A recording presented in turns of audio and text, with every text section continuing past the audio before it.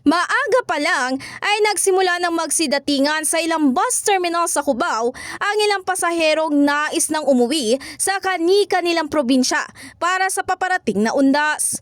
Para sa ilan kasi tulad ni Ate Leonisa, ito lang ang kanyang pagkakataon sa buong taon para makauwi sa kanyang pamilya. Ma'am, bakit importante sa inyo na makauwi kayo ngayong undas? Kasi yun lang ang pagkakataon na madalo yung mga nawala na nating mahal sa buhay kasi nga may mga trabaho hindi nakakauwi palagi.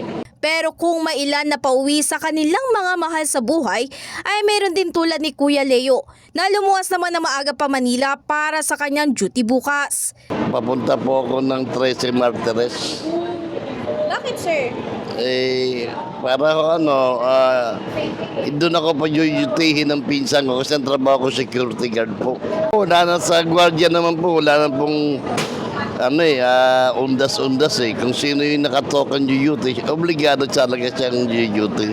Dagdag pa niya, bagamat araw ng patay bukas ay mahalaga sa kanya na makapagbanat pa rin ng buto upang makapag-uwi nga ng pera sa kanyang pamilya. Kasunod ng pagdagsa ng mga tao sa ilang bus terminal ay nagkaroon na rin ng karagdagang seguridad sa lugar. Nag-accounting kami sa headquarters sa district ng 5 a.m.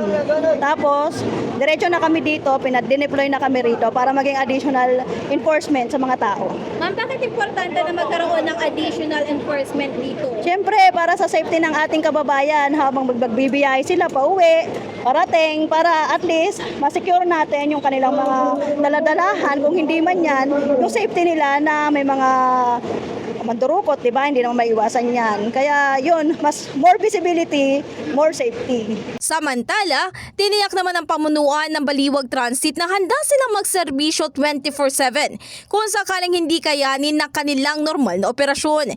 Sa kabilang banda, nagbigay naman din ito ng paalala para sa mga uuwi ng probinsya at maging sa mga babalik sa Manila sa mga susunod na araw pagkatapos ng undas. Ang lagi naman namin pinaalala sa ating mga masugid na pasahero na lagi silang mag-iingat sa kanilang pag-uwi at agahan nila ang pag-uwi para hindi sila masabay sa karaniwan.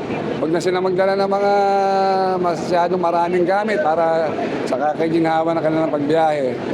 Inaasahan naman ngayong gabi mas dadagsa ang bilang ng mga pasahero na uuwi sa kanilang mga probinsya. In the heart of changing lives, ito si Brigada Ann Cortaz ng 105.1 Brigada News FM Manila, The Music News Authority.